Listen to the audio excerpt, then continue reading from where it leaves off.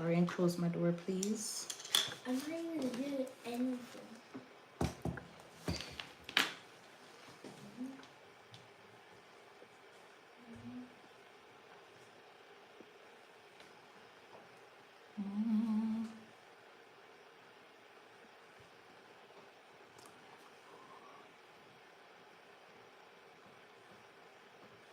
Close the doors, Arian.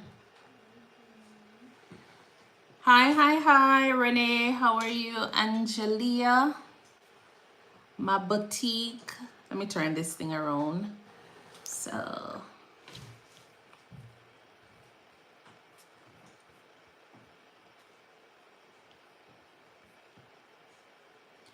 Thank you for the heart me. Who was that again? Ronnie Banton. How has your day been? All right, so I'm gonna do some quick pathophysiology. Tidun, how are you?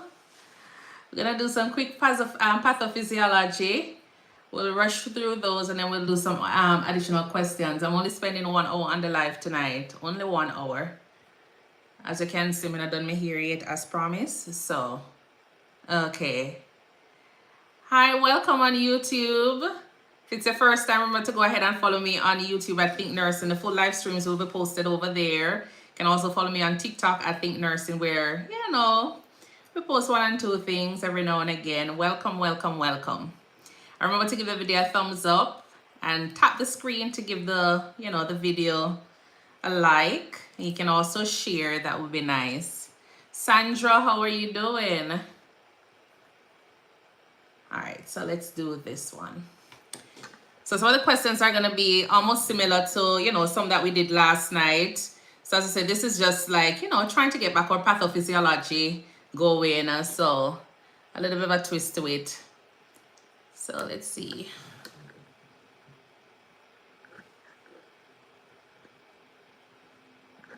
And you will go ahead and type the answer that you're thinking. So whatever it is that you're thinking, you have the clue on the board. Whatever it is that you're thinking in terms of the patient's condition, you type it in. And then from there, we'll see if we get it correct. We'll also do some management error. Yeah, find the error in the management that is highlighted on the board, and then from there. Jed, welcome, welcome. How are you doing? Okay. And welcome, guys, on YT. As I said, we're doing some study session tonight. We're gonna go through a mixture of pathophysiology and some priority first action questions. So hang out with us. Carousel, welcome, welcome. Thank you for reposting.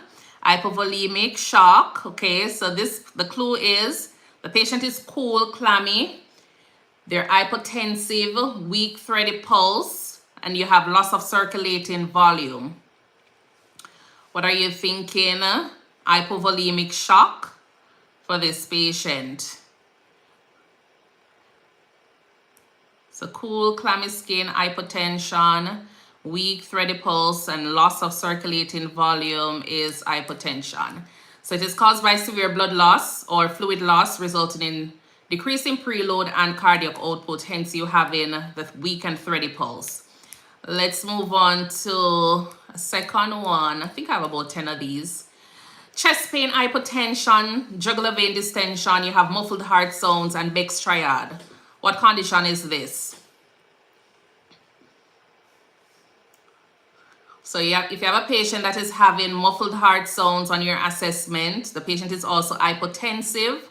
You notice jugular vein distension. They're having chest pain. And you have Beck's triad, that is positive. What is happening with this patient? I see cardiac tamponade, Mabotique, welcome. Jacariv, cardiac tamponade, nice. That is fluid in the pericardial sac compressing the heart. It's an emergency.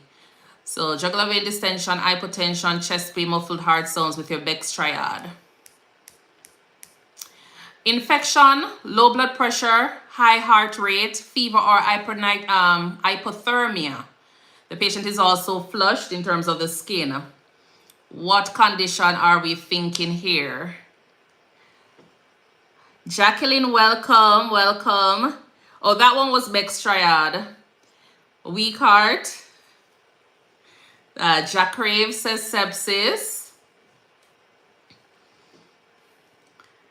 Sepsis.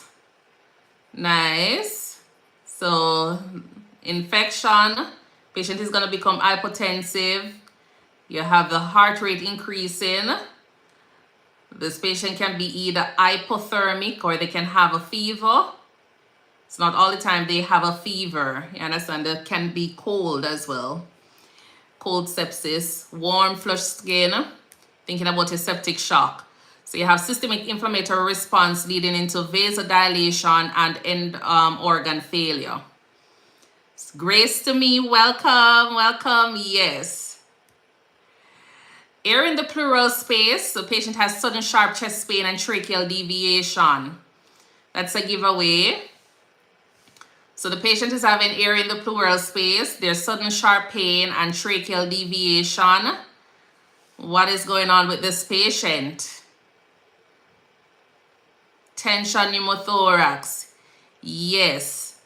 Rose. So the tracheal deviation is the giveaway here for this one. So not just pneumothorax, but tension. Tension pneumothorax. So you have the collapsed lung resulting in mediastinal shift and the decrease in the cardiac output. Yes, Grace to me, tension pneumothorax. Frothy sputum, crackles in the lungs often caused by left ventricular failure. What is going on with this patient? So frothy sputum, crackles in the lungs often caused by left ventricular failure. My boutique says pneumonia. Pneumonia wouldn't be because of left-sided heart failure. Pulmonary edema, right-sided heart failure. Okay, so left-sided heart failure. Carousel says Rose. Hold on, pull this over the other side.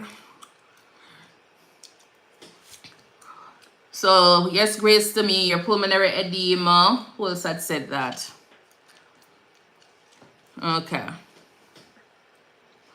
Kim, 1791, welcome.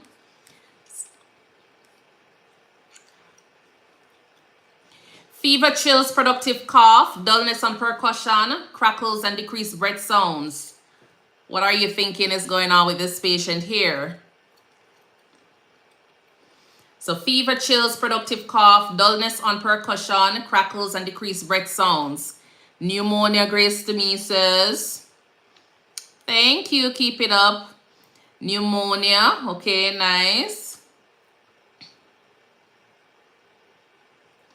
Ramon, thank you for joining in. My boutique, testimony, pneumonia, yes. Okay.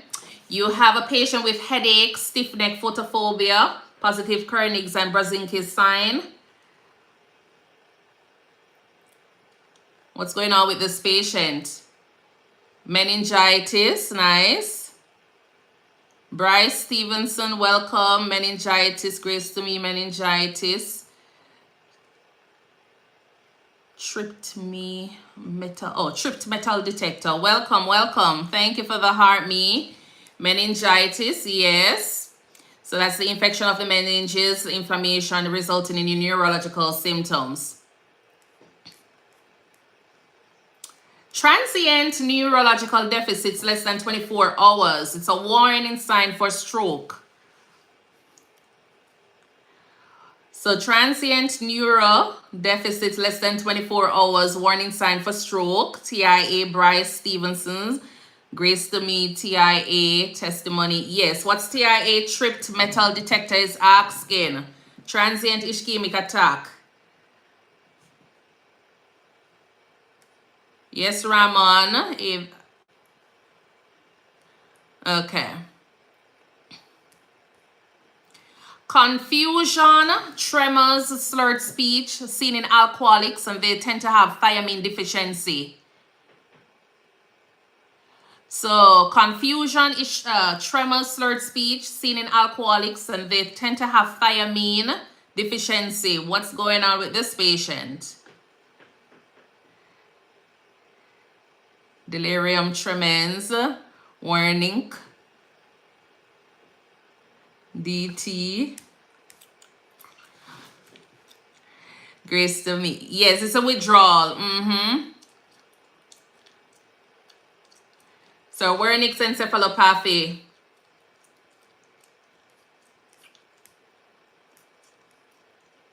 Okay. What about the fruity breath odor? Fruity breath odor, cosmal respirations, high glucose and ketones. Your DKA? Yes. Very high blood glucose, greater than 600. There is no ketones, but the patient is dehydrated and altered. Nilu, welcome. HHS Bryce Stevenson. Mabotique, keep it up. Yes. HHS. Hyperosmolar syndrome. State. Hyperosmolar hyperglycemic state. Low serum. What is here? Low serum sodium, seizures usually from excess water retention.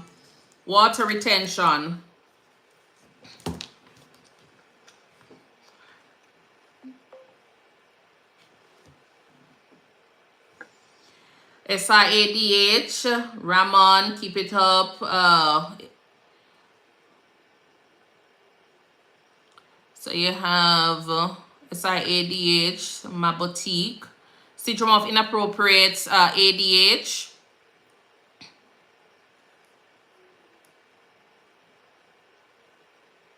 How many questions on this one? Petechiae purpura, low platelets and risk for bleeding. Bicep bitter, 67, welcome, DIC. Grace to me says, oh, I don't think probably she was answering this one. Oh, cerebral edema for the other one. Okay. So petechiae and purpura, low platelets and risk for bleeding, carousels, DIC, Nilius, DIC, Grace to me, DIC. Good evening, Bella. Welcome. Thrombocytopenia.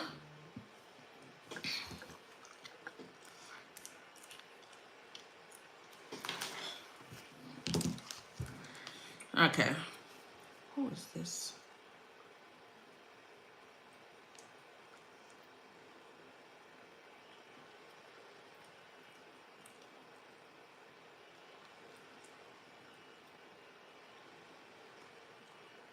Oh.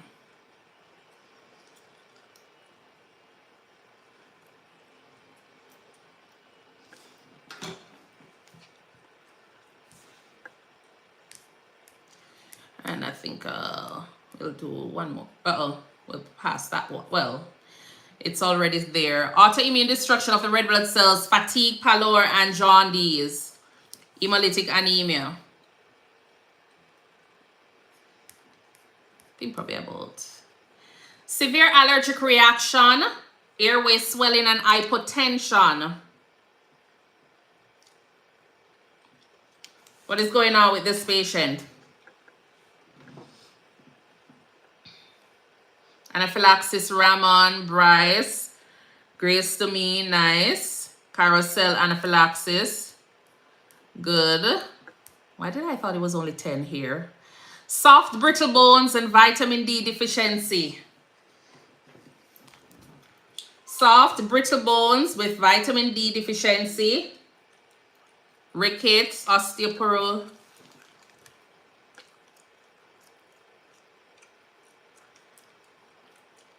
Osteomalacia. Let's look up the difference between remember, with the osteomalacia and the osteoporosis.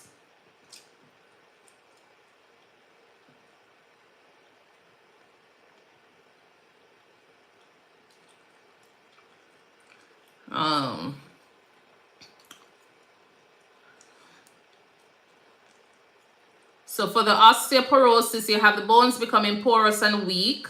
And for osteomalacia, the bones are soft due to poor mineralization.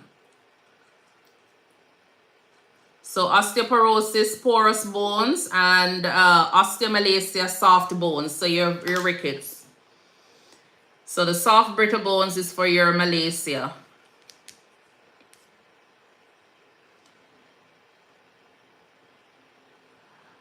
Inflammation of the joints, autoimmune disorder, symmetrical pain in hands. Autoimmune disorder, symmetrical pain in hands, inflammation of the joints, rheumatoid arthritis, RA, ghost, welcome, testimony. Yeah, we need to know which one of the arthritis.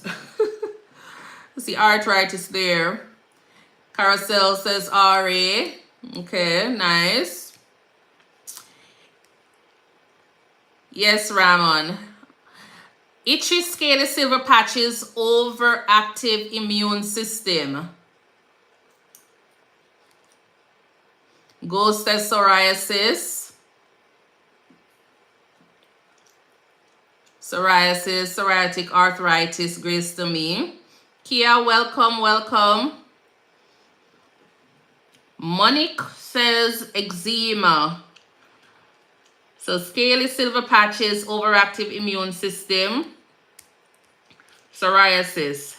It's more consistent with psoriasis. Yes. Severe epigastric pain radiating to the back, elevated amylase and lipase levels. Severe epigastric pain radiating to the back, elevated lipase and amylase. What is going on there? Pancreatitis, Ramon. Monica says pancreatitis, grace to me. Nice. Acute pancreatitis. Ghost is saying appendicitis. In appendicitis, those are not elevated. So just make sure you're looking at your labs as well and you're examining the patient. So both blood work and your examination of the patient. Not a problem. Bloody diarrhea, weight loss, and it affects only the colon. Apply as right lower quadrant. Yes, basic bougie body. So bloody diarrhea, weight loss, affects only the colon.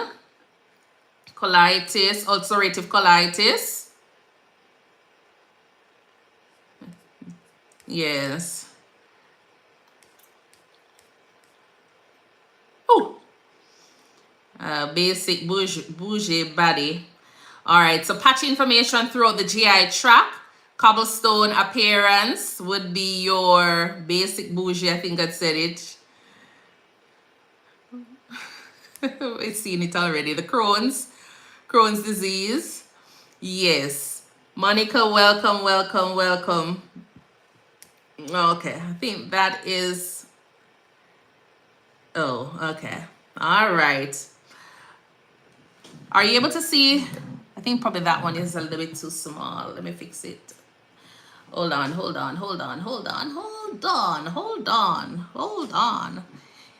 No, keep it up. We're taking that one off. We are, let me turn my camera for a bit. Hola, how are you doing? So I can fix the font on that one. Didn't realize I never fixed the font after. Hello, how are you guys doing? Yeah, let's stop up the live a little bit, please. That would be nice. And if you haven't followed us yet, that would even be greater.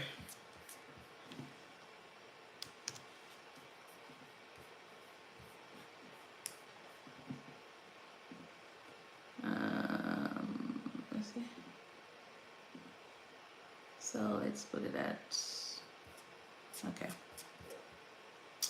So I think we have about 10 of the medication here. So let's go again.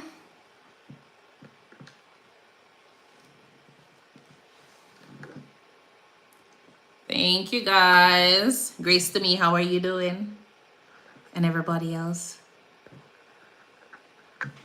Okay.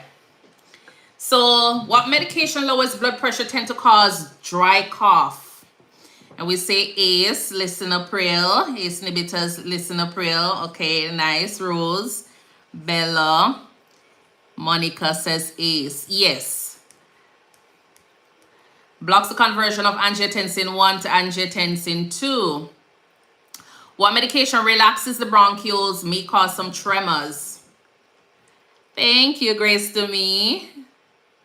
So what medication relaxes the bronchioles and cause tremors? Albuterol.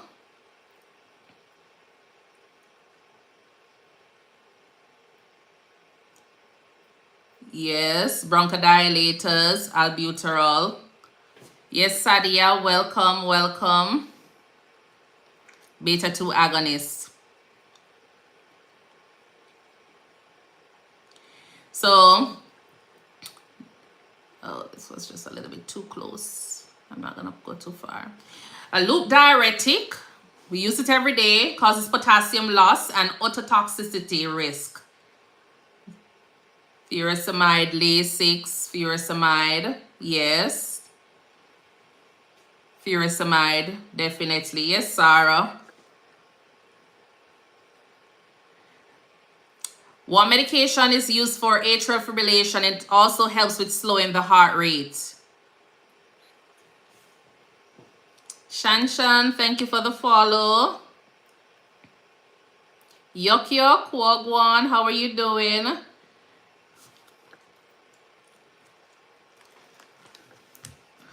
Which medication slows the heart rate is usually used for atrial fibrillation? Let's see, metoprolol, okay, digoxin, calcium, oh, let me move this over. Calcium channel blocker, beta blocker, lopressor, digoxin. I had my digoxin. Holy File, welcome. So, okay, let's go back to that one. So slows the heart rate used for atrial fibrillation. I see your cardiac, okay. Calcium channel blocker. Cardizem. Yes, cardizem is used for your AFib.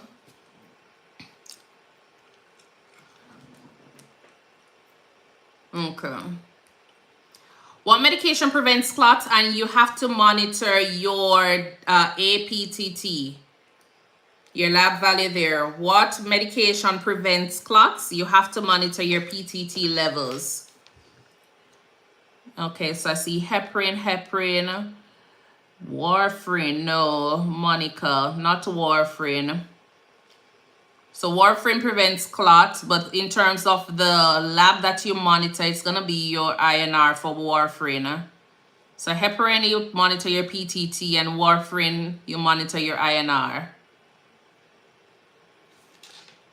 Yes, Bella, warfarin for INR. Or INR for warfarin. And then we have the next one. So this one prevents clots, monitor INR. Yes, Monica, that is now gonna be your warfarin. Yes, warfarin, warfarin, warfarin. Lexilex, welcome. And then the antidote for your opioid overdose is, what is the antidote for your opioid overdose? Naproxen. No, Ashley. I'm wondering if that's a typo error. Naloxone, Barca, Narcan. Yes. So Narcan, naloxone. But naproxen. Naproxen is an NSAID. Okay. Narcan. Okay. Nice.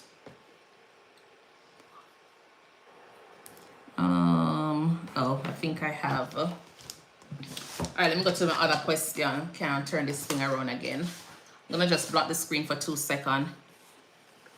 Yes, Narcan and naloxone is the same. It's the same. All right, I'm gonna put something right here for 2 seconds. I am still here. Just kind of switching that that little Word document that I have up. But we can tap in the meantime, share the live. That would be nice. Let me just get a different folder. So I was gonna do some safety, fix the medication error. So last night we were doing some questions. Then I think we ended right there. So, okay, so this one. So let's see. How many persons were on the live last night? If you were on the live last night, drop a heart in the comment. And then from there, yes, Brit TV, I remember you. Drop a heart in the live. And let me see how many persons were here going through some of these questions with us. Rose was here. Remember you, Rose. Natty, okay. Okay, let me pull this back over that side.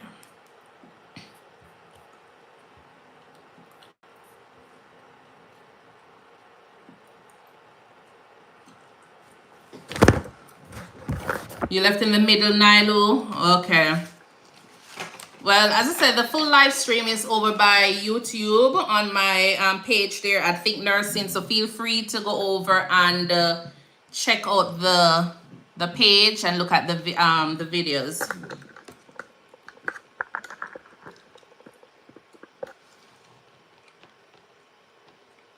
Okay. Is the writing too small? The font is too small, or? Not a problem, Natty. Not a problem. Is the font okay? The size is okay? Okay. Yes, it's small. Too small. Okay, let me put this back up. Let me just fix it.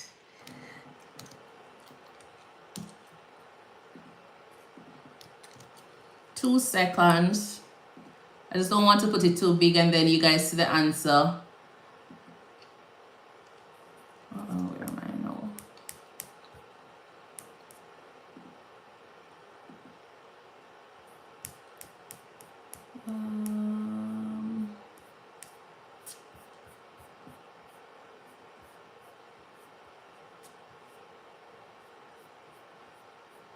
I think probably I make it too big. I can't find it.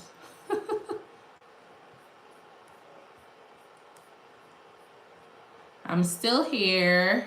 Okay, so this was the still here. I think probably this is a little bit better, I think.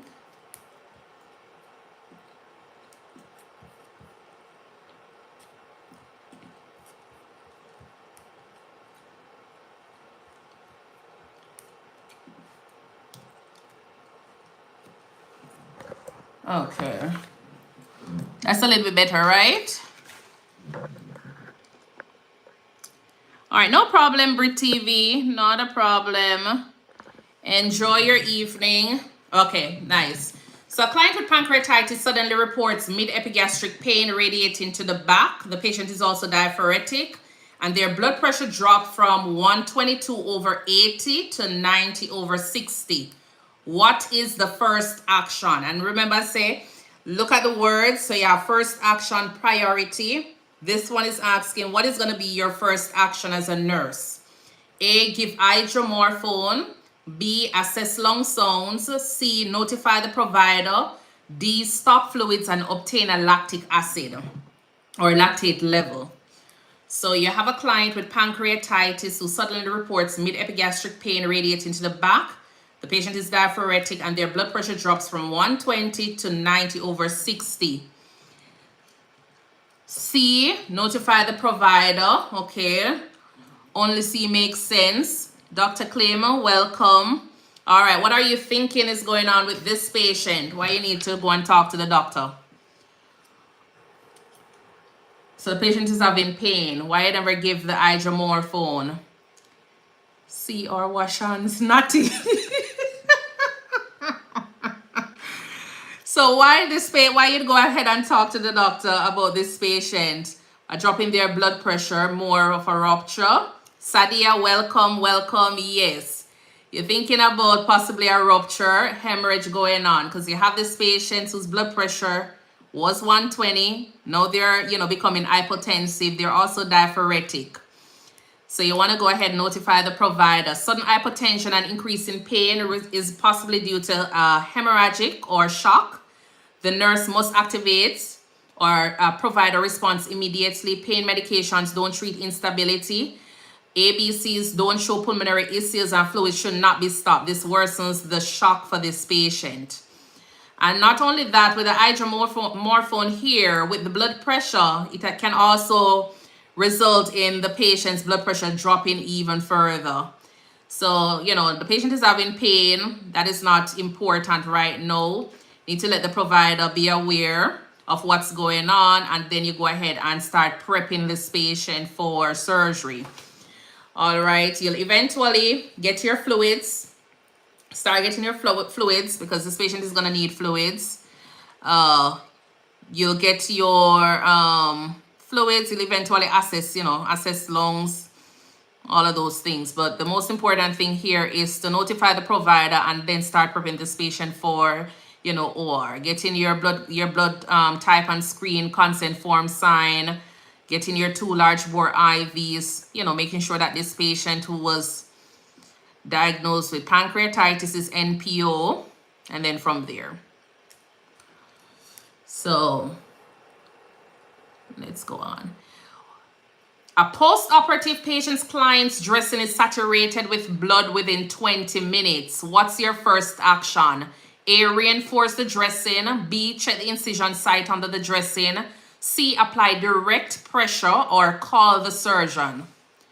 So you have a patient that just came out of surgery. They have a dressing on and it is now saturated 20 minutes after they are wheeled out of the operating room to you.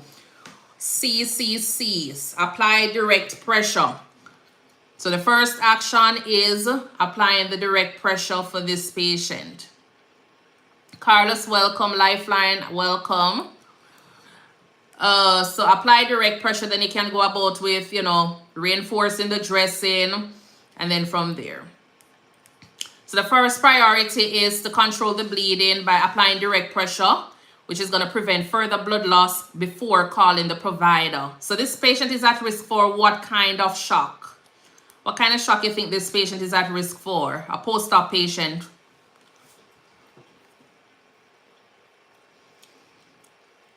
A post-op patient that is bleeding, what kind of shock is this patient at risk for?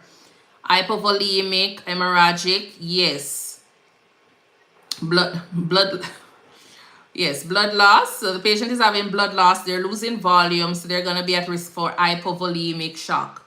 So you'll go ahead and apply, reinforce the dressing, apply direct pressure, and then from there.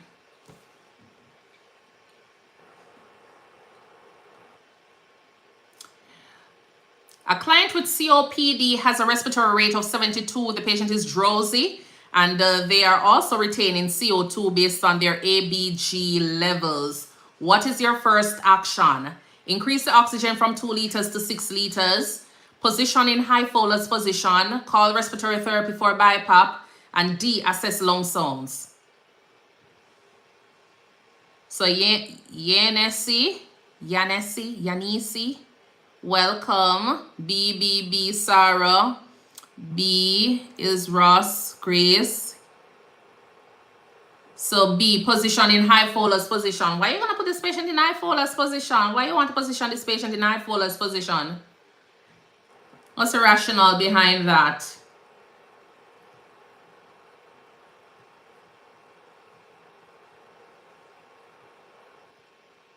To help breathe in, open up the lungs. Nice. Open the lungs. Least to most invasive. Vane, welcome. Bungwe. Yes, you want to expand the lungs for this patient. In terms of the oxygen, do we normally increase it up to 6 liters for your COPDs?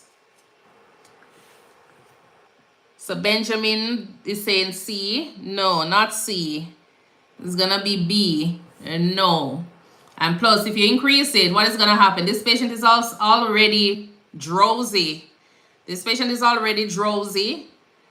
They're already retaining their CO2 there. So sending this oxygen up to 6 liters is gonna cause more problems for the patient. So increasing the oxygen, no.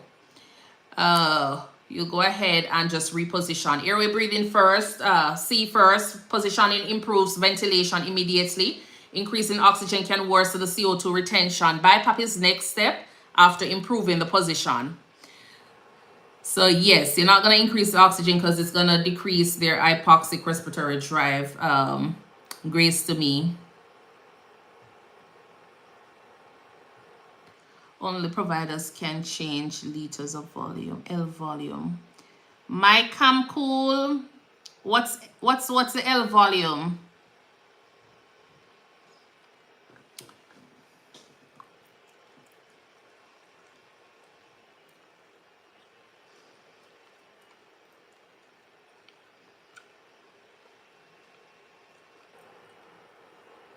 Low volume. Okay. Oxygen liters, yes. Yes. A client receiving IV vancomycin develops facial flushing and itching. What's the first action here? Stop the infusion. B, administer diphenhydramine. C, notify the provider. Or D, document the reaction. So A, Benjamin A, Redman syndrome, yes. So you stop the infusion. What is happening with the patient? I know we say Redman syndrome. What happens during, like, you know, with the Redman syndrome? What is happening with the vancomycin? Why do you have your patients developing Redman syndrome? Is it an allergic adverse reaction? Yes. They're giving it too fast, so they're having a reaction to it. So when you stop the infusion, does that correct the symptoms that the patient is having or not? So Mr. Nayogots is saying anaphylactic shock. Is this patient in anaphylactic shock?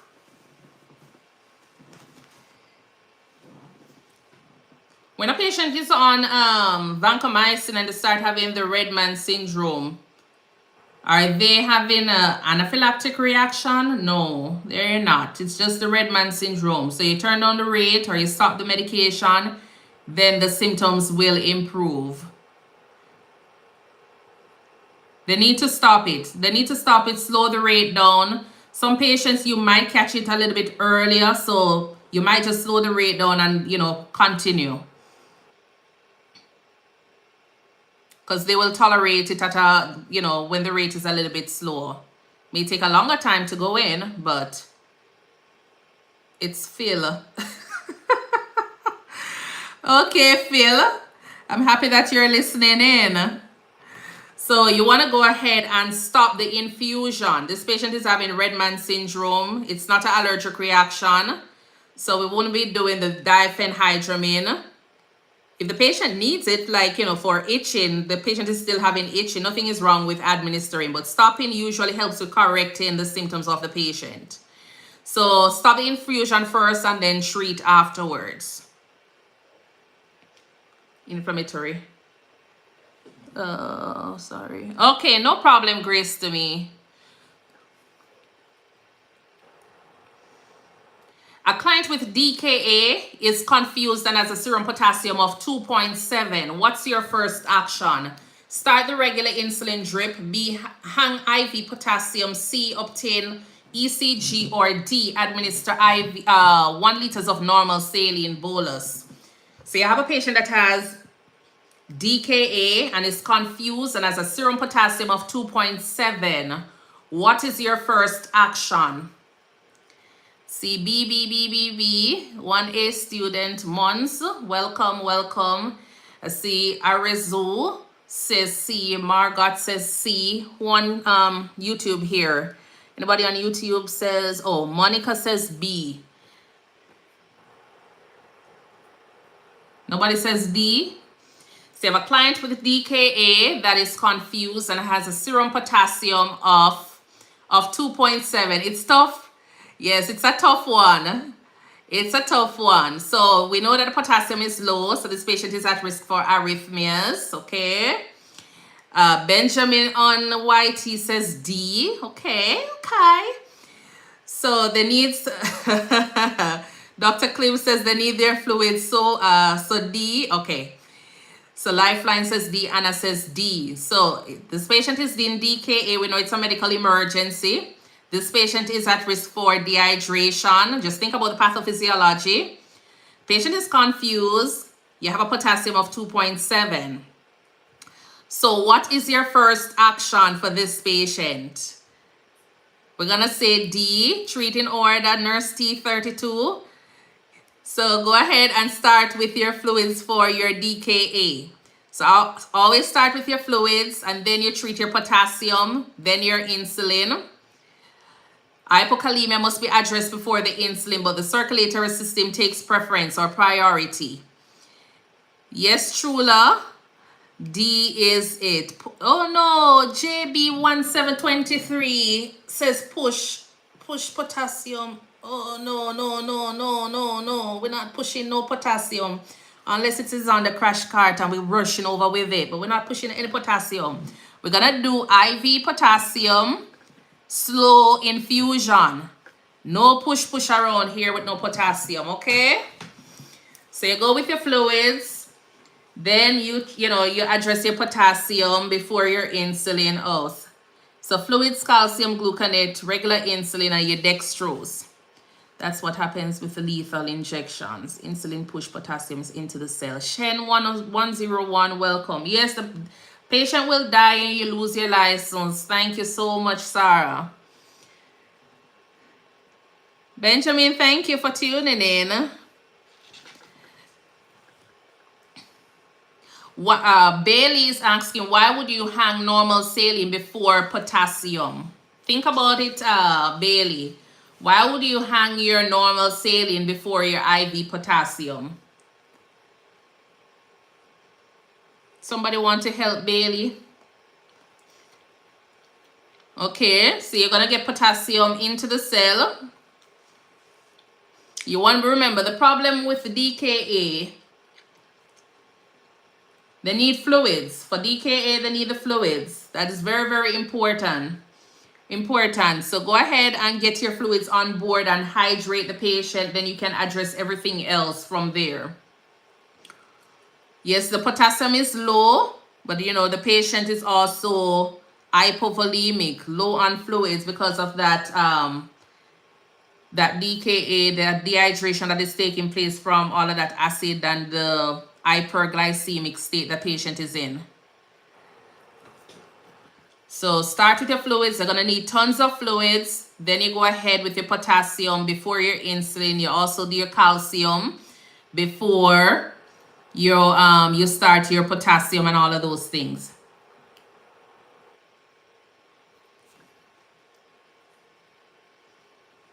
Gracie, welcome. Life Shines, how are you doing? Oh, guys, can we tap up the live, please? Thank you. That's all I'm asking. Tap up the live.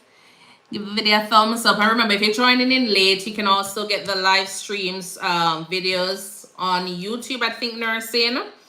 And from there, yeah. Just join us on Tuesdays and Thursdays at 7 p.m., 7 Central Standard Time. I know today is Wednesday. But yeah, we're here. How many questions I'm doing? Oh, I was just going to be doing until 8:30. That's all?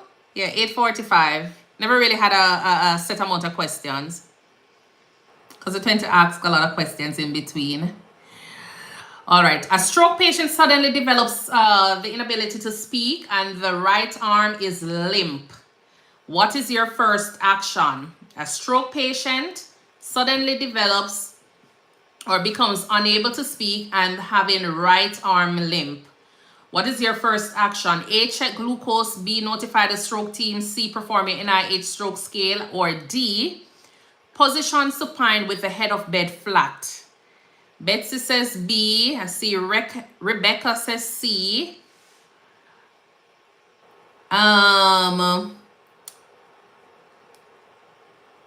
Vassal, welcome. So you have a stroke patient suddenly becoming limp. The right arm is limp and they're not able to speak. Time is very crucial, yes. So what do you want to do for this patient? So CRA, I see tons of B.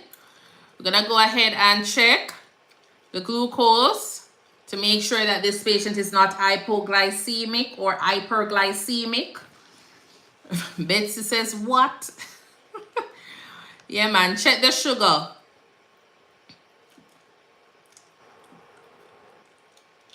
So notify the stroke team. As I say, remember, always go ahead and check your glucose because you don't want it to... Yes, I did say it yesterday. It says stroke patient. It said stroke patient. It didn't say diabetic patient. No, it doesn't have to be diabetic patient because when the patient's coming to you, you know, when you have a patient that is coming in and they're not able to present any information and they don't have any family members there, what happens? If they're having stroke-like symptoms, you still have to go ahead and get their glucose to rule that out. So you don't have to know their medical history. As long as they're having symptoms, signs, you can determine based on certain things. So get your glucose check done, get that out of the way, and know that they're not hypoglycemic. And then from there, you can go on with treating for your stroke. But this patient is a stroke patient. They suddenly becomes having difficulty with speaking. They're having right arm limp. Not all the time you have your stroke patients having like deficits and stuff like that. So you still need to go ahead and check your glucose to rule that out. Even if you're going to be calling the stroke team, they're going to be asking if you check the glucose already. Yes, so the answer is A. Performing the NIH stroke scale. You'll eventually do the position supine with head of bed flat. Is that a good position? What position would this patient need to be in? Position supine with head of bed flat. Would you put this patient in a supine position?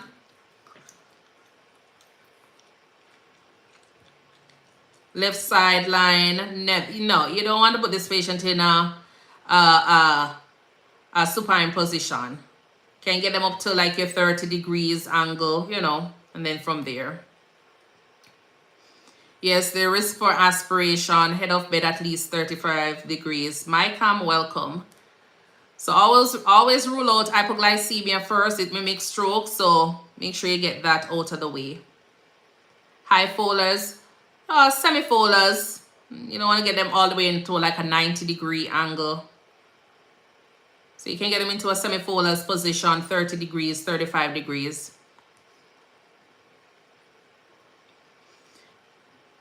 We did this one yesterday. A client on a PCA pump is difficult to arouse and has a respiratory rate of 6. What's your first action? Stop the PCA, call rapid response, administer naloxone, or perform sternal rub. So stop the PCA. I see CCC, D, Arezzo, welcome. So a client on a PCA pump is difficult to arouse and has a respiratory rate of 66. What's your first action? Stop the PCA, call the rapid response, administer naloxone, or perform sternal rub. Sorry. Monica says A, stop playing, then naloxone.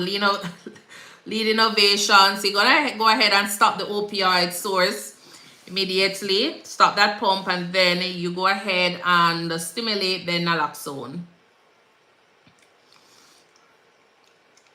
Stop and then your naloxone.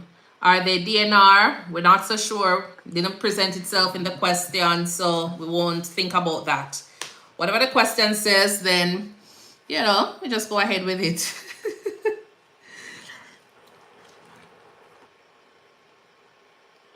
Why do you stop it? Sarah is asking. What is happening with this patient, Sarah?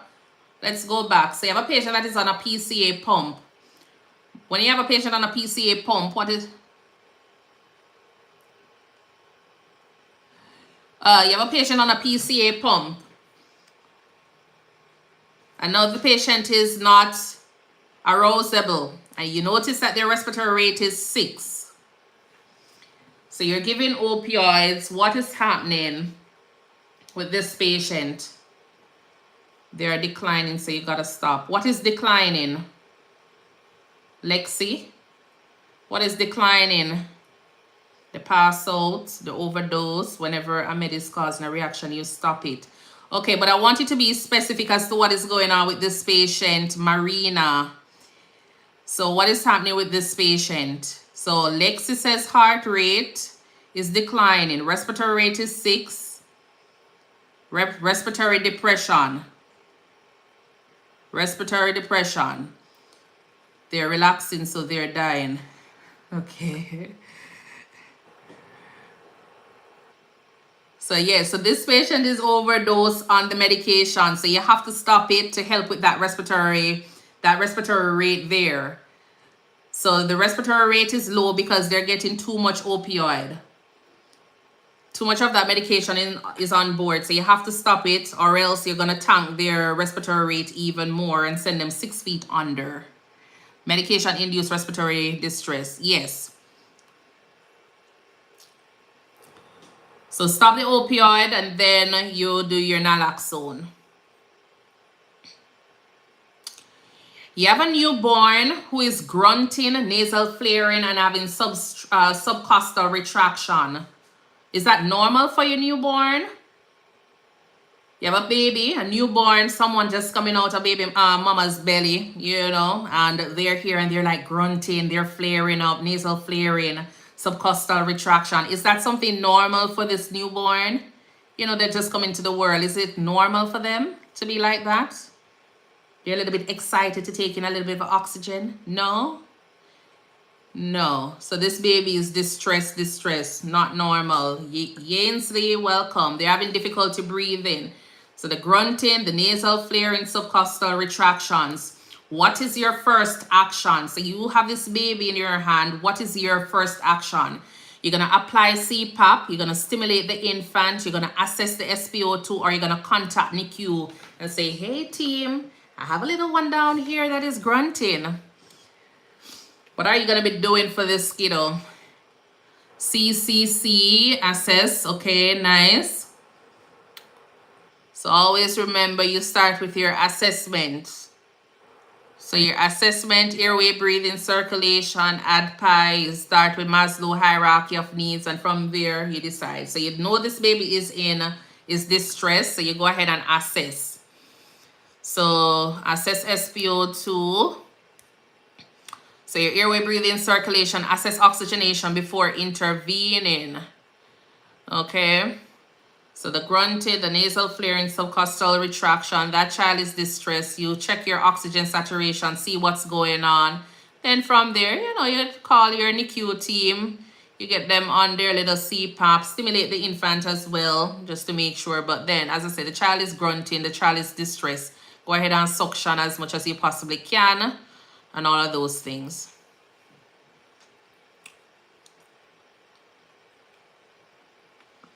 Yay, let's see this one. A client with chest trauma has tracheal deviation and a JVD, jugular vein distension, and is extremely dyspneic.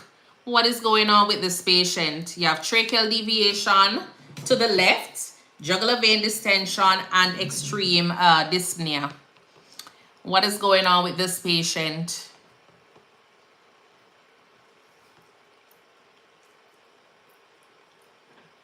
Tension pneumothorax. Keep it up. Well, thank you, Dr. Klim. Yes. So this patient is having, you know, The classical signs of your tracheal of your tension pneumothorax. So your first action is gonna be what? A, apply 100% non-rebreather mask. B, prepare for chest tube. C, call rapid response. Or D, assess the breath sounds. You notice somebody is having tension pneumothorax. What are you gonna be doing for this patient? What is your first action? B, B, D. Liz, thank you for the follow. Oh, where is my mouse? My cursor.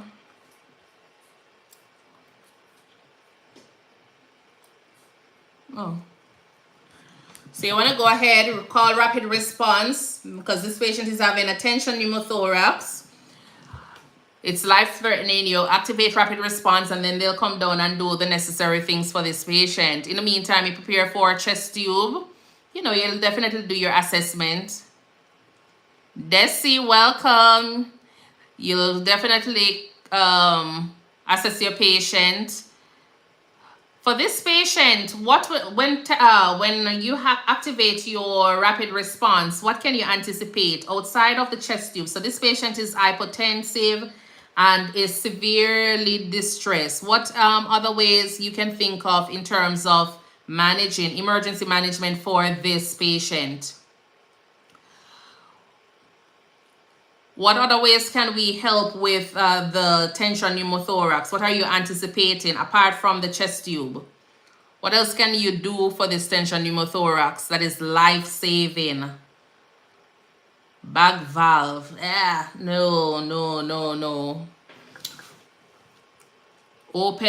Create an open airway. Oh, no, not thinking along that line. So you have a patient that has tracheal deviation, severely distressed, and the doctor comes in. They're, we never really have a kit on the floor for any chest tube. So we're running all over, the globe trying to find a chest tube for this patient. What can you do? What is it that, the one thing that you can think of that they will do in the meantime for this patient? The needle? Yes. The needle decompression. That is the life-saving. Needle decompression is a life-saving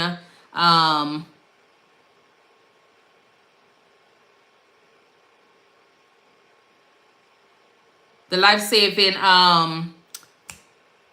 procedure I'm thinking about. I know, but the answer isn't assessed.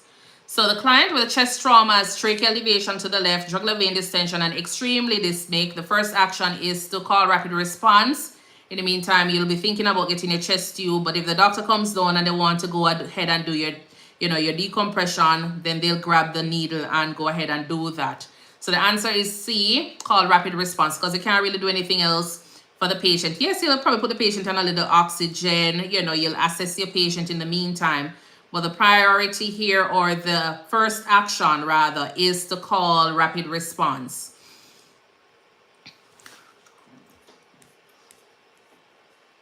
Oh. A client with sepsis suddenly has a urine output of 10 mils per liter. Yes, they will go to ICU. A client with sepsis suddenly has urine output of 10 mils per liter per hour. What is your first action? A, assess for bladder distension. B, increase IV fluids. C, obtain creatinine level. Or D, notify your provider. So AAA, C1B student Yenesi. So increase IV fluids.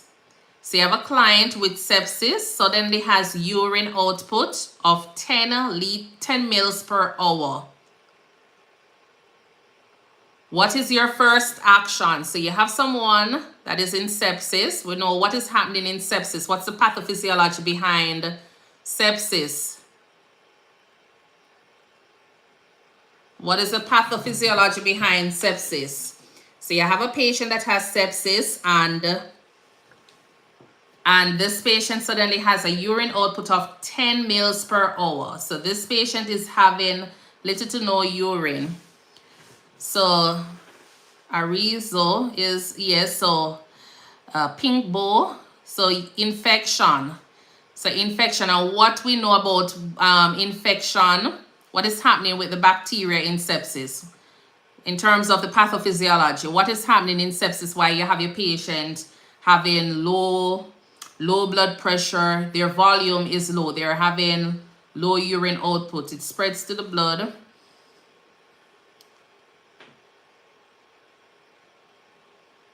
So think about sepsis, what is happening? And then from there, you'll be able to choose the best answer. So this patient is low on volume. You have this massive vasodilation going on. They have, when will you answer? What are you talking about, MC? But it depends on when in the hour we are measuring. Usually if you're measuring urine, you always try to do it on the hour. So I'm not understanding what you're saying. It depends on when in the hour. If you start at 6:10, you try to get the next urine collection at 7:10. So every hour. So I'm trying to find what you were asking earlier.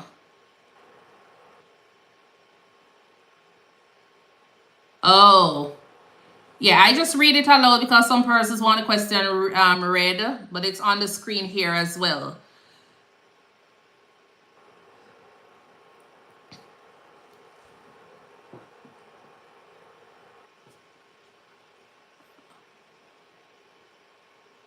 Assessed and reports. So the patient is low on fluid here in sepsis. So the most important thing, the first action is to get your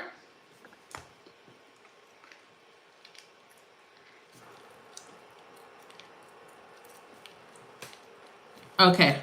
So assess the report is my understanding. Tripped metal detector, yes. Hypertensive, increase. So always get your assessment going on your patient, and then from there, don't make a problem, always assess first. Yes, Melissa, always assess first. So this patient, the client has sepsis. We know what is happening in sepsis. The patient is low on volume, but the patient suddenly has a urine output of 10 mils per hour. So do not increase fluids. They might go in fluid retention, right? No.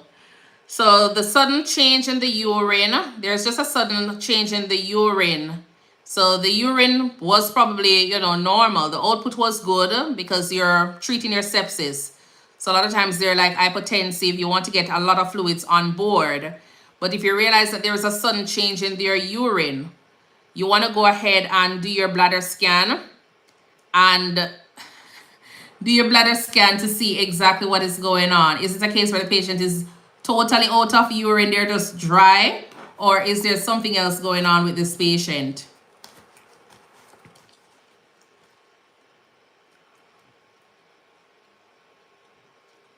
So it's not always assess. At the NCLEX question, that assess was not the answer, should probably reduce IV fluids. Because what if there is some form, what if there is some form of stone? You can think of it that, I don't know, there probably can be a stone. There's something probably that obstructing.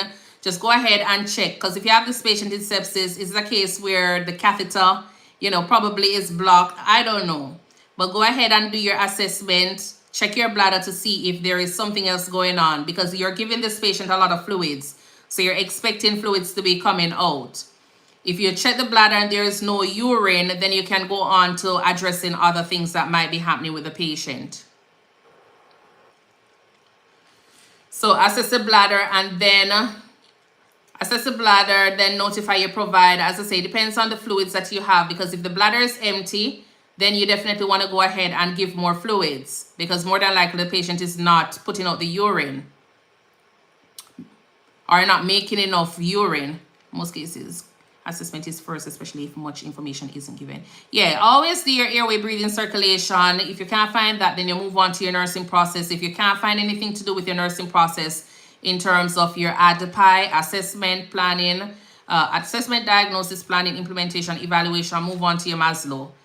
So always use that to help with answering your questions. Could have mucus blocking the catheter or it kinks some. Yes, so it could be a few things. So you want to just check to see if there is any fluid there and probably something is obstructing the flow of that urine. You might just have to take out that catheter, put in another one if you realize that there is urine in the bladder and none is coming out. So yes, so your airway, breathing, circulation. If you can't find A, B, C, look for something that has to do with neurology, disability, and then you address that. So A, B, C, neurology. If you can't find anything in that question, then you move on to your ADPI and then to your Maslow hierarchy of needs.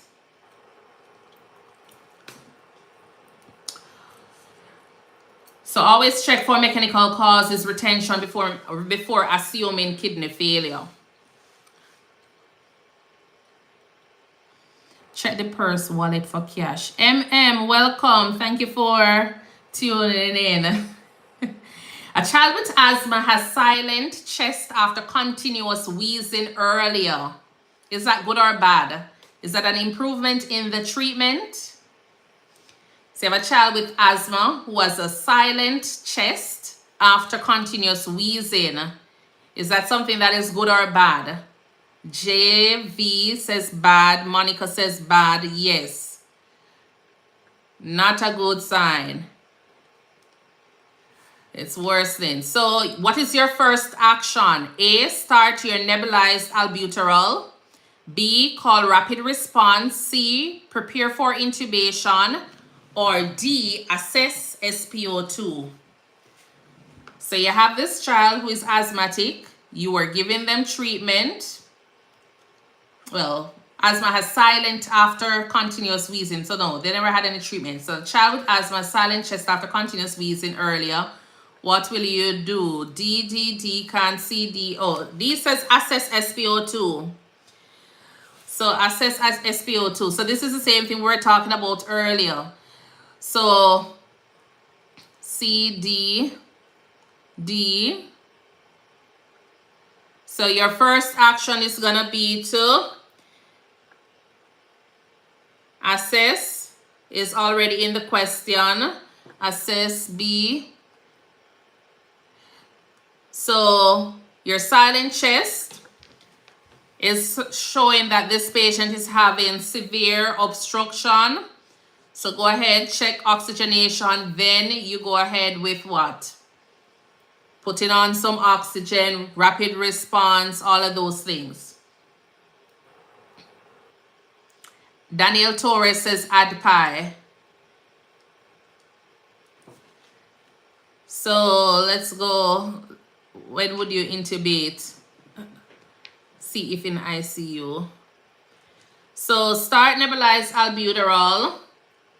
Oh, what's ADPI?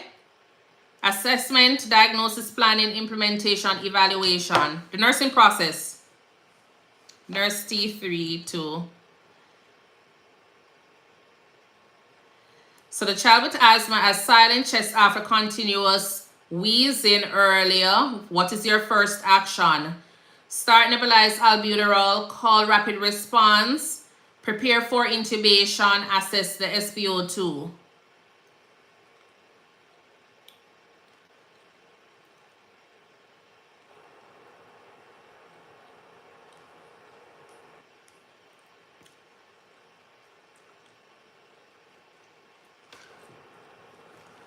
Sarah says C.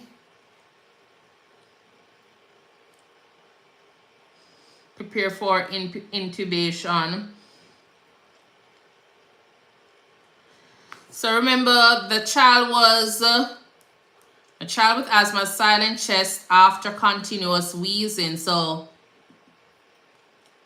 they had assessed the child earlier, and now the child is silent. So you still assess your patient. Assess your patient, and then from there. Because you're going to go now to call rapid response, but you don't know what is happening with the patient. So what if, the oxygen is really low? You need to address that.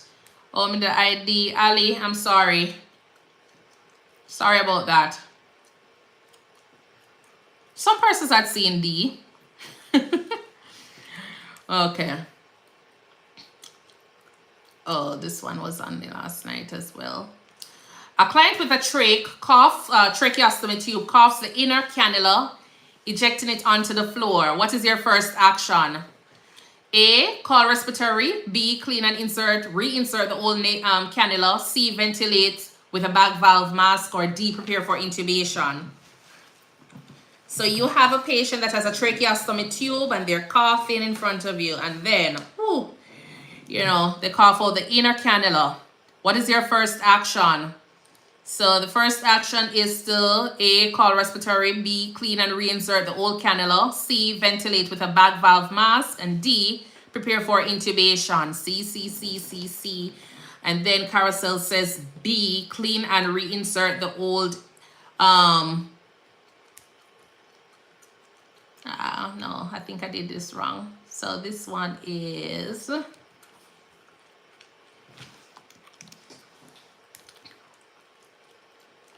Is B.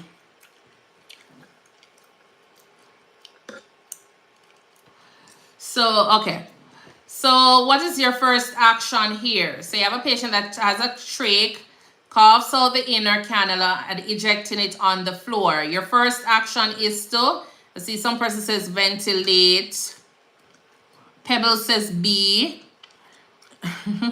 You cannot intubate someone with a trach. Yes, Ali. So remember, you have your inner.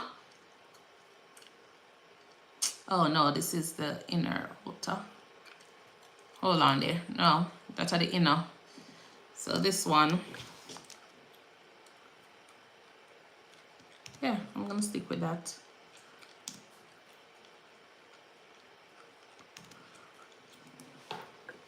So... all right, so you have your inner, your outer cannula, right?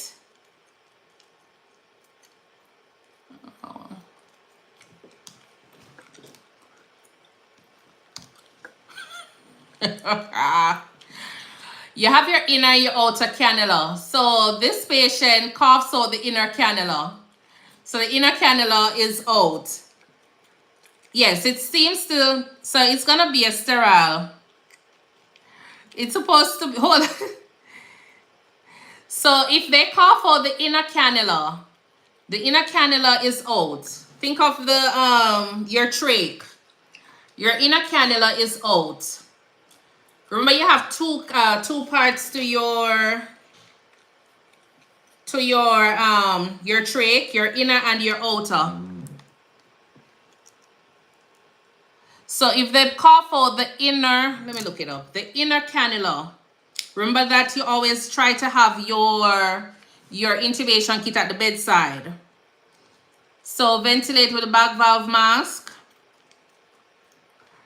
So let me look at the inner and outer cannula for into a tracheostomy.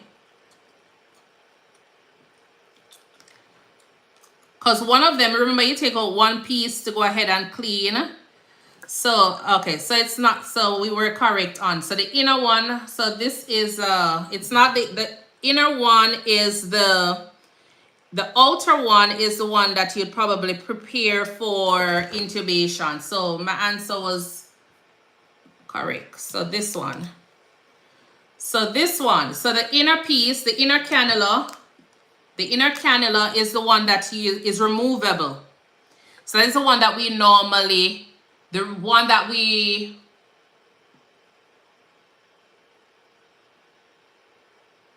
inner cannula is the one that we would normally clean. That's the one that we normally clean. The outer one is the one that is permanent. So that is the one that is holding the airway intact. So we clean the inner one, that's the one we take out and clean. And the outer one is the one that stays permanently in. So if that one comes out, then definitely you want to go ahead and prepare for intubation because you don't have anything to hold patency for that patient, right? Is Ross 85? Is Ross 85? We're not only teaching for NCLEX here, so we're still trying to think outside of the box, all right? So if you have that happening, so you have the inner cannula is the one that you would normally clean. Yes. So you reinsert a new cannula. Clean and reinsert a new cannula. So prepare for intubation is if the outer cannula had fell out. If the outer cannula had fell out, you prepare for you go ahead and prepare for your intubation, because the outer one is the one that is permanent. The inner one is the one that is temporary, one that you clean. So you will get your new one from your kit that is at your bedside. If you don't have a kit at your bedside, what are you going to be doing? You always have an extra one in the room. But if you don't have any that is there, what are you going to be doing? You just clean your old one with your sterile water, clean it down, wash it down, and put it back in. And then if you want, you can always go ahead and change if you cannot find any. So ventilate with your back valve mask. They already have an airway that is in, because the outer one is out. The outer cannula is still in. So if the outer cannula is still in, you don't need to prepare for intubation. You just need to get a new one and reinsert it. Or if you don't have a new one available, you wash down with your sterile water and you keep, get back that in. Cleaning a new one will take longer time, not even a big deal unless they are on a vent. Exactly. So as I say, so this one, restoring airway patencies immediately is priority. So they already have the outer cannula in. Just go ahead and clean and reinsert or get your new kit, and that's it.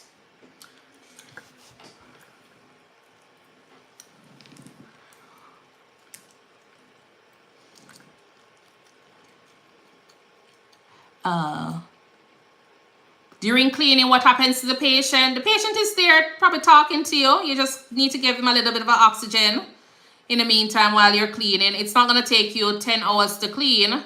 They don't need to be ventilated because the outer cannula is holding their airway open. Yeah, so they already have everything there.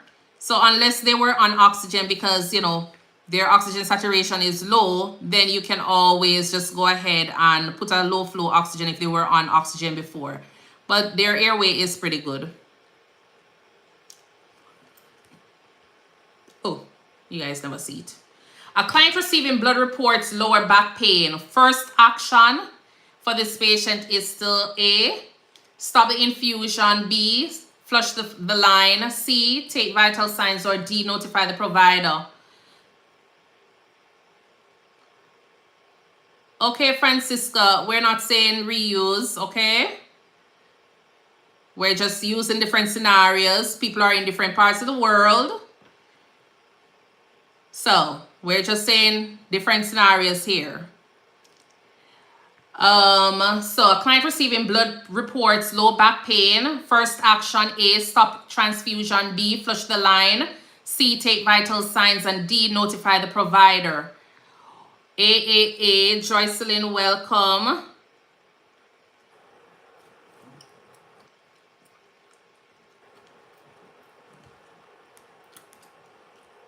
So you're thinking about an hemolytic reaction. Stop the infusion before anything else. I've gotten enough transfusion to know it's A first. Lauren, welcome. So A, so go ahead and stop the reaction for this patient. Flushing the line is a no-no, because then you'll be sending whatever is in that tubing into the patient, causing more reaction. You'll still with your vital signs, notify your provider, but the first action is to stop the infusion.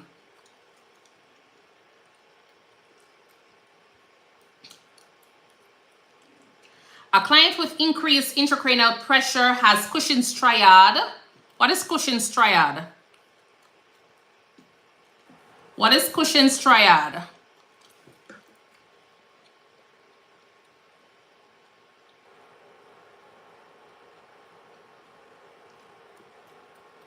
What is Cushing's triad?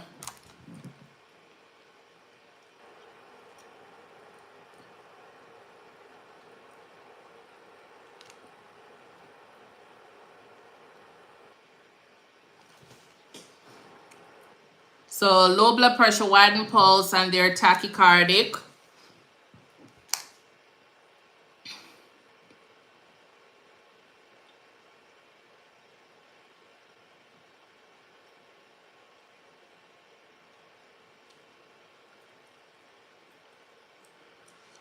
So the narrowing blood pressure.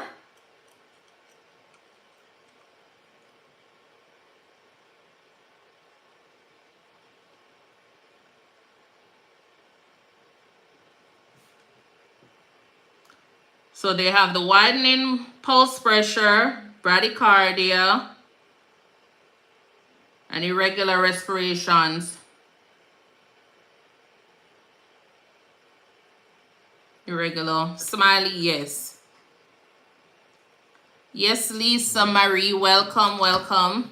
So you have a patient with Cushing's triad. What is your first action? This patient has increased intracranial pressure. What is your first action? A, raise the head of the bed to 30 degrees. B, call the provider. C, administer mannitol. Or D, hyperventilate with a bag valve mask. So what is your first action? A, which is your head of the bed to 30 degrees. Kayla says C, administer mannitol. So go ahead and position your patient to help with reducing that intracranial pressure. A, because you need to do an intervention ASAP. Yes. Use a 394. So you reposition the patient, and then from there, you will go ahead and let your provider know if you have a mannitol, you go ahead and do your mannitol. What kind of medication is mannitol? What medication is mannitol? What is the action of mannitol?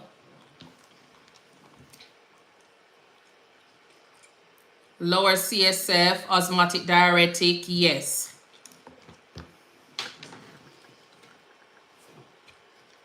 Ronibanton, diuretics. SJO2, I want you to be a little bit more specific on what kind of diuretics. So you will eventually administer that, but you position first. Yes. So when you talk about first action, what is it that you're going to do now?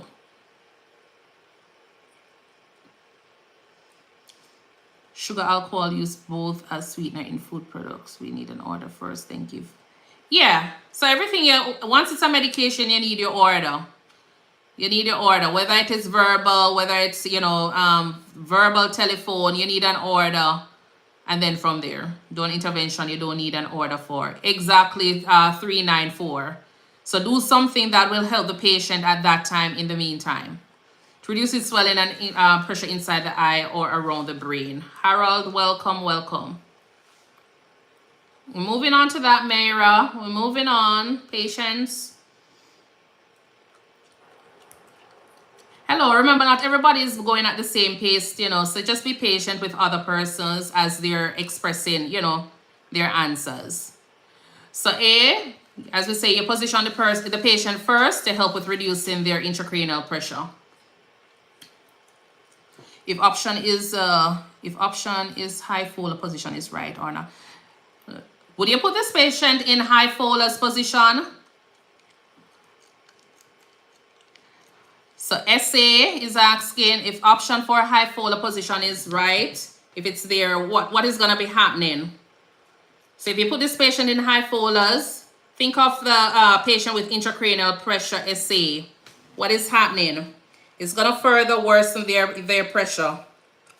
Okay, so no. So you want something that is not going to put too much pressure on them. Jugular, increase the pressure. Dr. Laguna, welcome.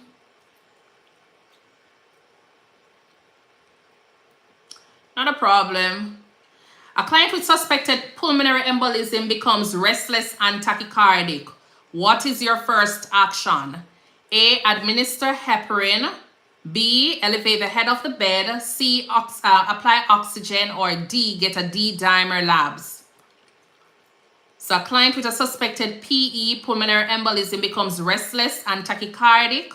What is your first action?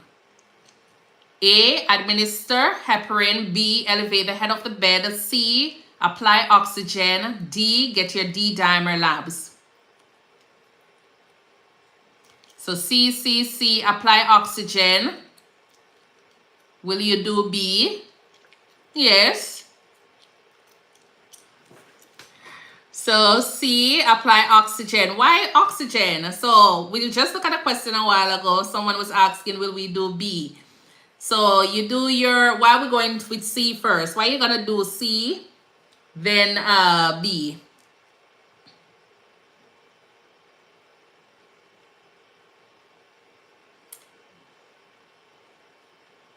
Yes, Shania, yes, it's a perfect world. So it's a perfect world, so the orders are there.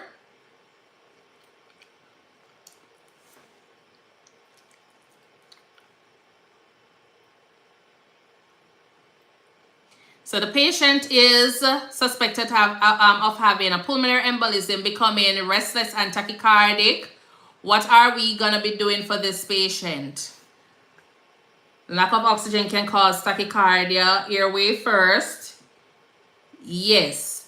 So as I say, remember when you're thinking about the question, you look at the question, always start, whatever is going on with the scenario, try to look at airway, breathing, circulation, your nursing process, Maslow. As long as there is a problem that requires you to intervene with airway, breathing, circulation, go ahead and do that as long as it fits the scenario. So yes, you're going to elevate the head of the bed, but it's important for you to improve oxygenation for this patient. You have a patient that has a pulmonary embolus. So the patient is becoming restless and tachycardic. That is increasing their workload. So they need more oxygen on board. So address that, and then you can do your head of the bed elevation. Smiley, welcome. Go ahead and do that. You'll eventually get your D-dimer. You'll eventually administer your heparin. Once the orders are in. Head of the bed opens the airway right away and reduces workload. Then throw on oxygen, I would think. Given poop. Yes. What is the D-dimer? Why are we doing a D-dimer? What is a D-dimer test used for?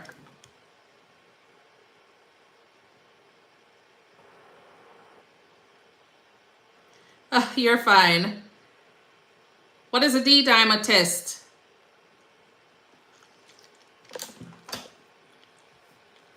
It tests for blood clots, but not, I was about to ask you for this patient. So what would be like a definitive test for your PE, a pulmonary embolus in a patient?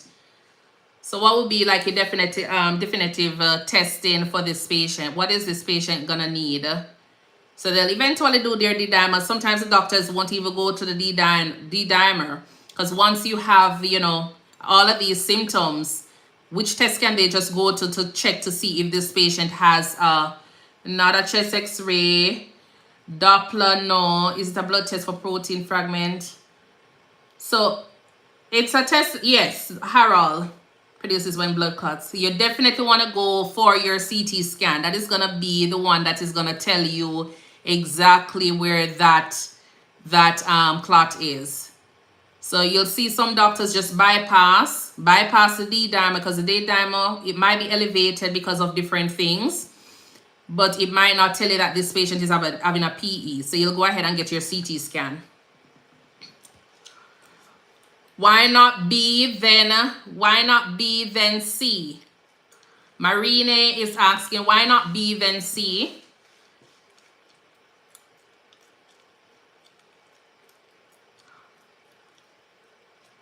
What's the rule? Okay, yes. So what's the rule regarding when you're answering your question? So you have this patient. What's the rule when you're answering questions like these? You think about safety first for the patient. Linnell, thank you. You're thinking safety first for the patient. A, B, C. It won't solve the tachycardia and the restlessness. India, thank you for that. So you start off with that. Elevation, the bed itself. Remember, where would that come in terms of your... You'll eventually give your heparin as long as it's ordered in there.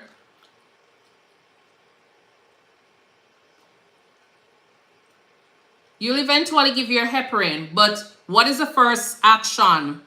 What is it that you'll be doing now for this patient to help with whatever condition? Look at the pathophysiology and see what is it that you need to do now for this patient to help with this PE. So this patient has the restlessness tachycardia. Elevating the head of the bed is going to help a little bit, but you need the patient on some oxygen right now.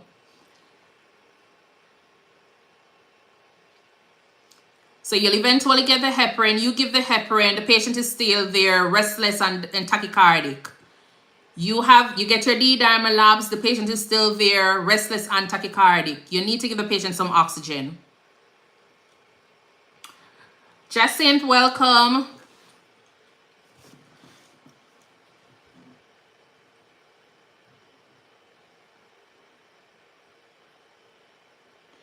Okay, so Christina, as I said, just think about what is the rule behind answering your questions. If you feel as though it's B, then C. I know a lot of times our body muscle, muscle reaction will tend to just elevate the bed, which is fine. But if you're looking at the rule when you're answering questions, think about safety first. You go ahead, put on your oxygen. It's the same airway, breathing, circulation, neurology, if there is something to address regarding neurology. And then from there, you can move on to your assessment, your ADPI.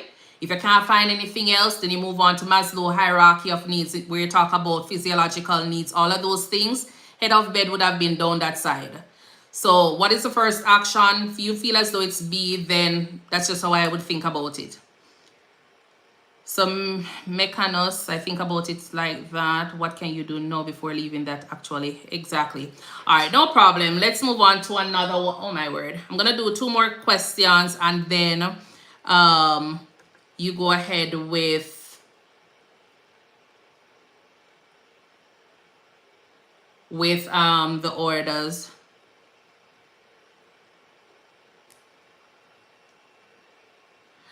First action, elevate head of bed, priority, oxygen. Okay.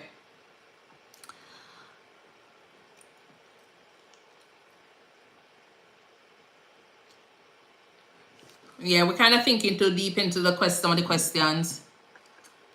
Nelly, perfect whirl. Nakam, cool, thank you. Thank you for that. As I say, remember, this is the perfect whirl for NCLEX you're practicing. All right, so if you have your oxygen there and you're supposed to choose between the two, I'm only gonna say do you. I'm sorry. I really don't know how to think of it anymore in terms of to explain it. All right, but all the orders are there for your patient to just work with what the orders are.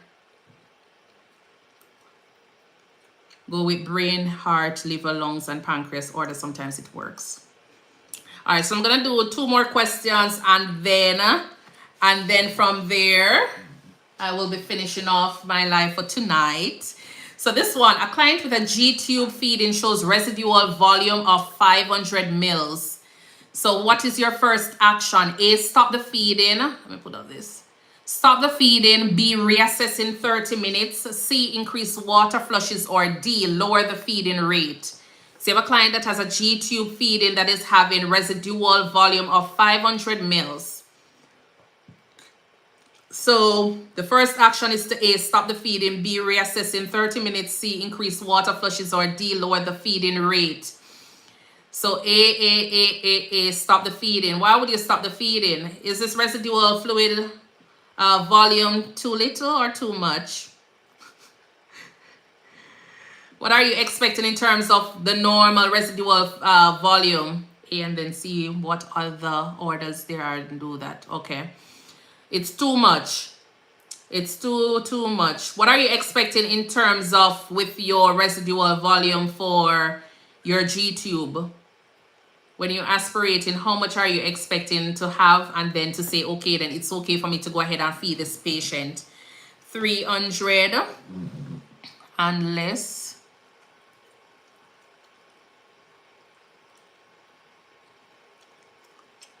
It's gonna be less than 500. At one point I thought it was like about 60. Hold on.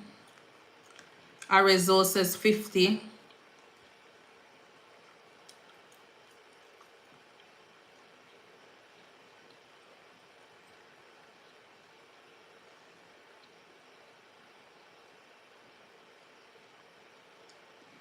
So anywhere a bit less than 250 is considered to be normal. Anything greater than 500 is abnormal. So anything less than 250, keep it up. Smiley. By His grace, I'm safe. Welcome. So the patient has too much, so you go ahead and stop feeding this patient. And then you can do whatever else. Reassess in 30 minutes, increase water flushes. You want to increase water flushes because this patient is not absorbing. So just think of it. Just like when you burp and sometimes you smell, you smell your own burp. It's the same thing that is happening. That fluid or that feed is sour. So the patient is going to be nauseous and all of that things as well. So increasing water flushes is just going to increase on that residual volume and it's not going to go anywhere. So more than likely this patient is going to start, vomiting and yeah, it's going to be a lot of work for you. Who knows? Lower the feeding rate. As I say, you would stop the feeding because the residual volume is just too much. So high residual is a risk for aspiration. So stop the feeding and then you do whatever else. Dr. Klim says so. Yes. Oh, Lord. Okay. And then this is going to be my final question. A client with alcohol withdrawal has a temperature of 103 degrees Fahrenheit. They're having tremors and agitation. What is your first action? A, obtain a CWA score. B, administer IV lorazepam. C, apply cooling blankets. Or D, notify rapid response. So you have a client with alcohol withdrawal that has a temperature of 103 degrees. They're also having tremors and agitation. What is your first action? A, obtain your CWA score. B, administer IV lorazepam. C, apply your cooling blankets. Or D, notify your rapid response. So C, apply cooling blanket. Adivan, welcome. Sarah says D, notify rapid response. So your first action is, what is going on? So this patient is having alcohol withdrawal. They have a fever. Assess and none will notify, and then notify rapid response depending on your C.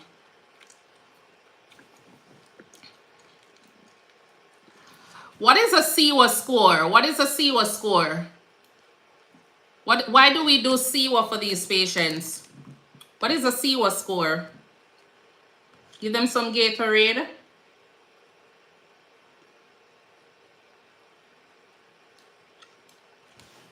Why do we do CWA? To see? Can see? So when you have your patients in alcohol withdrawal, you're going to be giving them benzos. So you do your CWA score to help with determining the amount of benzos that you're going to be giving. Rose, well, yes. CWA score will determine the amount of IV benzos to be given. So you always look at that first and then. So you'll notice that the answer is, so if you knew what CWA is, then you would have probably chosen this answer. But if you're not so sure, then you probably move on to IV lorazepam. But you won't know how much you'll be giving. So you do your assessment, which would have been, you go and assess your patient.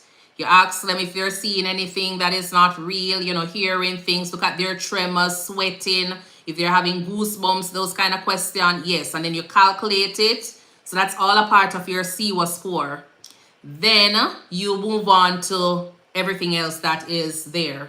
Administer your IV lorazepam, because based on your CWA score, that will determine how much your lorazepam, how much they will be given in terms of your lorazepam.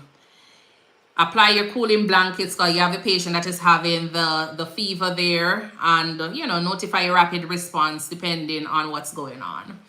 His temperature is 103. His temperature is 103. Oh, his temperature is 103 and Leo. So the CWA score is a guide that helps with when you're treating your alcohol withdrawals. Let me pull it up.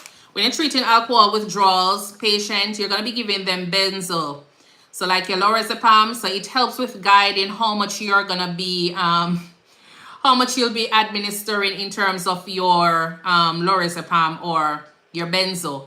So it is used to assess the severity of alcohol withdrawal and guide your benzodiazepine dosing. So each item scores 0 to 7 points, except orientation, which is like 0 to 4 points. So technically you're supposed to do one. And most of the time when you look at your patient, you can see, because sometimes you see that, when you look at the patient, you see, the goosebumps there. So you can always give a number to it.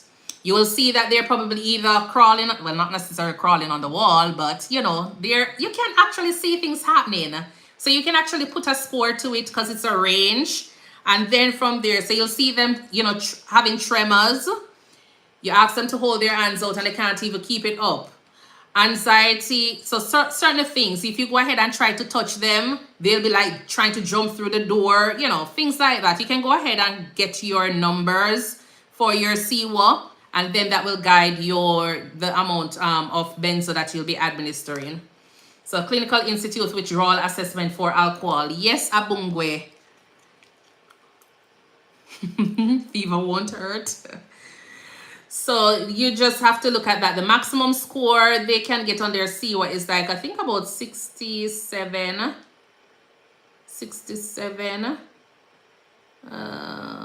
So maximum score 67. So you have mild to moderate. So if they have like 0 to 8 points, then they don't need any medication. If they're at 9 to 17, then they're having moderate withdrawal.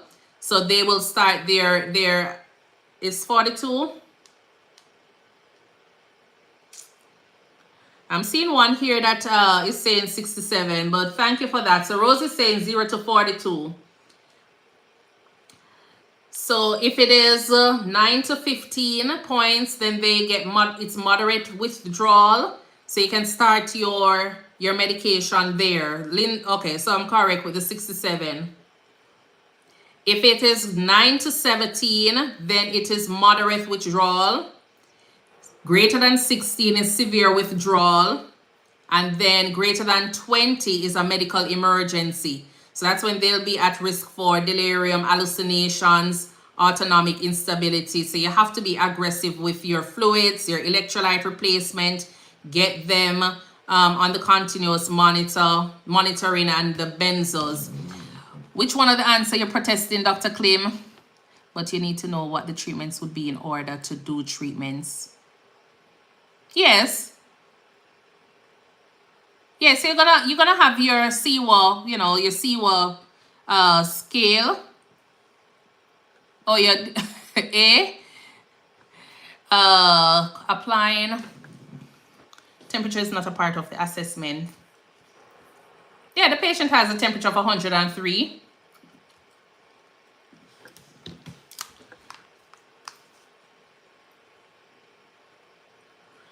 Neuromalignant. Let me see.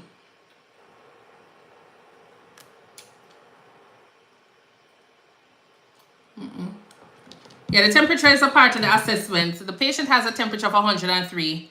So the patient was already assessed, and it's just you to know that, okay, what is going on? This patient is having a withdrawal. What do you need to go ahead and do? So you need to get this patient. We know that this patient is going to need the benzo, but how are you going to know how much of the benzo you're going to need? Is because of your initial assessment that you did. You get your score for your CWA, and then that will determine how much of your lorazepam you administer lorazepam. CWA is a part of your assessment. So you're assessing your patient, and all of that information that you're just like when you go into a patient's room and you say, hey, you're here for chest pain, you already zooming in for anything to do with a myocardial infarction. You're asking the questions, you're assessing your patient because you're working with a differential diagnosis. A patient says that they're alcoholic and they come in and they're having tremors.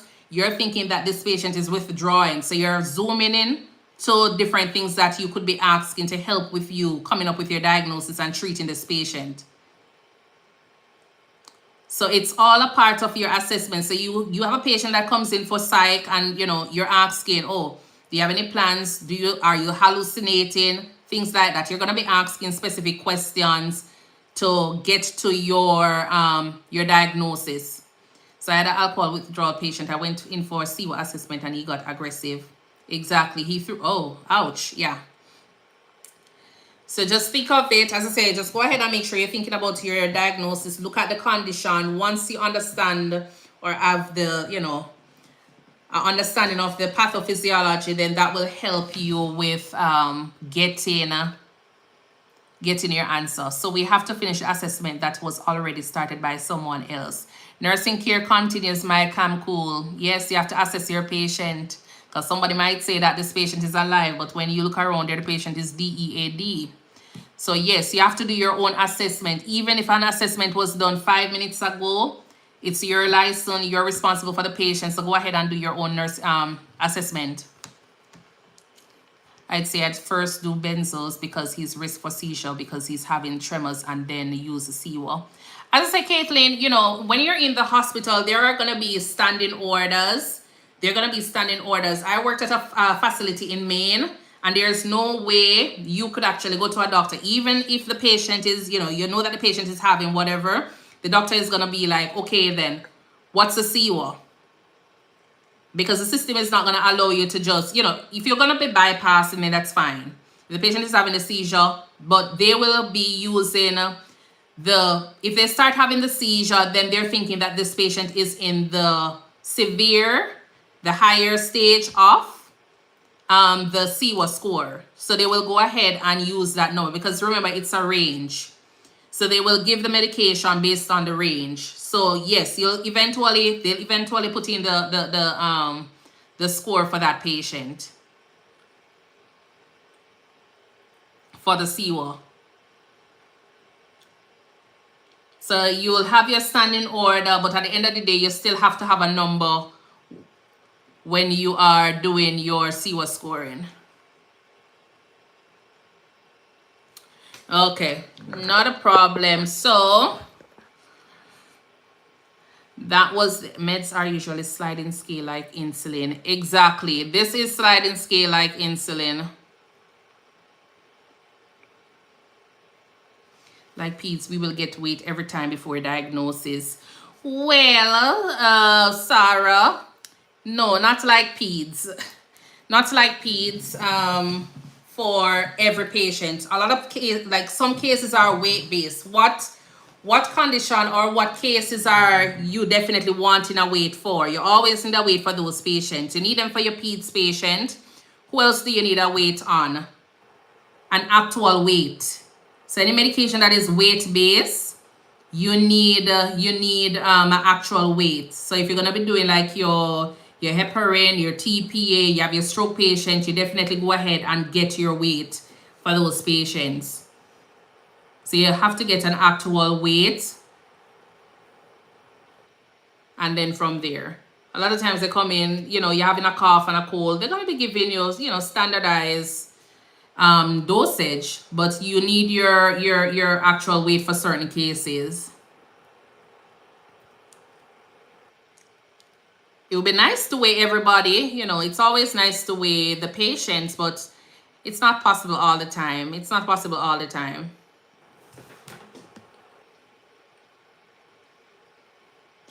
Alrighty. Malnutrition patient, you definitely need that weight. Oh, you just got on, Jasen? Uh-oh. I am going. CHFers, you will need their weights. No, I'm gonna braid my hair. I'm telling you something. Last night I said I was gonna do my hair and I end up going to my bed and sleep like a baby and still wake up late this morning. Oh, and I went and did not the interview because I did the interview already, but I went and did the shadowing with a company and it was good. I'm looking forward to. So tomorrow I'm gonna get my job offer. I'll see what it says. Then from there. Thank you, Sister Paula, for joining in. Ileana, welcome. And thank you guys for the follow. Oh, remember, go ahead and follow if you haven't done so as yet. You're in Canada. It's 10:30 p.m. It's 9:30 here. Okay. Yeah, it is 9:30 here, so I'm gonna do that. Thank you, Jacinth. But definitely follow my page. Look out for my live streams. I'm coming on tomorrow as well. So tomorrow I'll be here for 7 p.m. Central Standard Time. So come on tomorrow and we'll do some more question. I think someone was asked 11:30 in Trinidad, Samantha. Okay. I know it's 10:30 in Jamaica now, because that's home. But yeah. Someone was asking if these were NCLEX questions. As I say, it will help you for preparation for NCLEX RENR, which is the regional exam for the Caribbean. They are not from any of the review courses like your U-World or I think the other night I did some and it was very good, but I kind of enjoy these kind of questions where we interact a little bit more. I don't know if it's probably because I guess there was just too much on the board. I don't know, but I was getting a different vibes from the live stream the other night.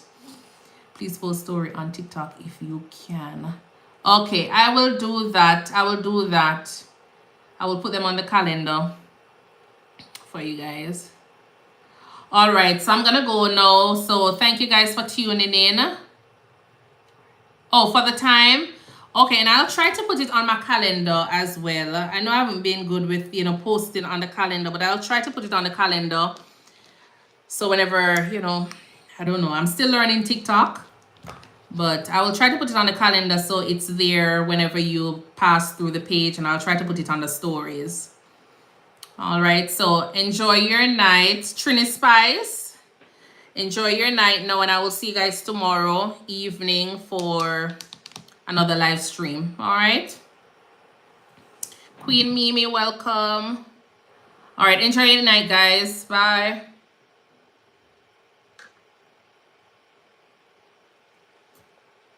All right, enjoy your night. Who is on the live here? If you don't mind just saying hello, and thank you so much for tuning in. It's nice having you here.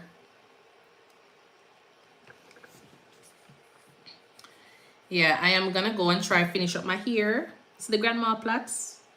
I'm gonna try and finish them up, and then I'm gonna try to wrap them so I can have that faux locks. Not tonight though, but over the weekend. This is usually like a two-week, process. So I braid it out first with a 3-strand, and then I wrap it afterwards because I kind of love the locks look. But I don't think I would do my natural hair with the locks. I love the look, but yeah, I just think after a while it just start falling out and it gets too thin. I'm gonna like it. So I love doing this, but it takes a lot of time. So by the time I'm finished, hopefully it will be about here, and then it will look like mine. On my own still, even though I get it from Amazon, on my own. Yeah, anyways, I will see you guys in the next live stream. So enjoy your night now. All right, bye.